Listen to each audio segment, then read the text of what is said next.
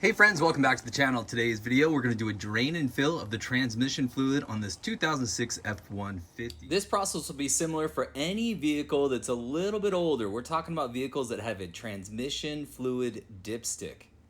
Step one is to go get the correct transmission fluid for your vehicle. Don't go to your auto parts store and have them give you an equivalent of. You need to get the real deal. Motorcraft Mercon 5. That's it. That's all. At least that's what this vehicle right here takes. You can get this product at your local Ford dealer or look down in the description down below. Also, we're going to be using this extractor right here to pull out about 3 quarts of transmission fluid, and then again, we'll replace that.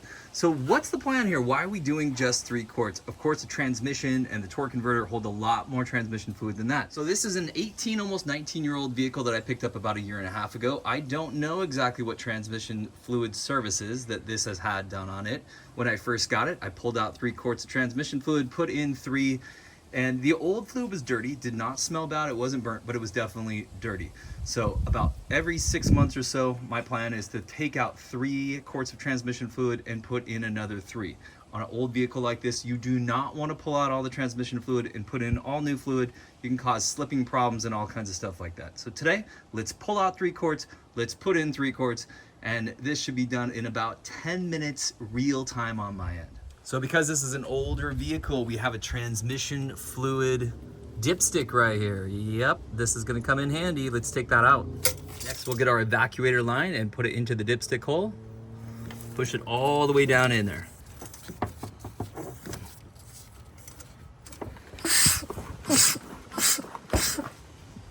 And pretty quickly, it's been about 5 pumps and it's already coming in fast and furious.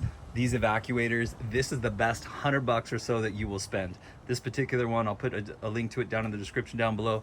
But this tool right here has changed and will continue to change the automotive industry. It makes everything so fast and easy. There you go. We'll give it just a few minutes and we'll be able to pull out. Like I said, I'm expecting about 3 quarts. While it's doing that, let's talk about why we're going to do a drain and fill instead of a full transmission service. If we were to drop the pan and put in a new filter, which I have a filter right here. So I'm not lazy, but this is a big filter and it's a mesh style filter. In other words, it can hold a lot of contaminants before it starts to fill up and be a problem.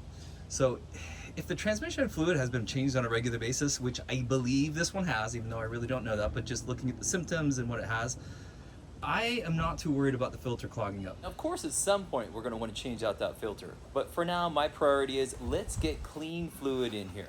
And you can look at this. Look at the old compared to the new fluid. The new fluid, that cherry red, is what we really want.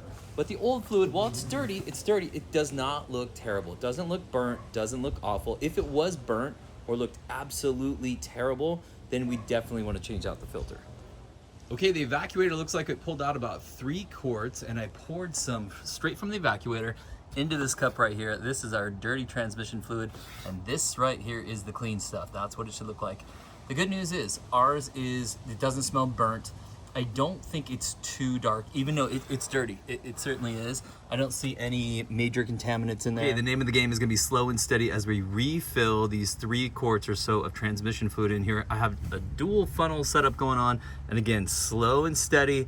A little cardboard under the vehicle is a good idea. So this one goes into the dipstick tube, and then I use this second green one, kind of goes in on top. So again, slow and steady, or else I'll make a big mess. Okay, hopefully you can see that my transmission fluid is right up to where my thumb is. That's exactly where it's supposed to be. Now, I'm not gonna do a deep dive into how to check the fluid level. However, I have another video, and I'll tell you what, I'll put a link to it down in the description, and I'll also put a link at the end of this video on how to check the level.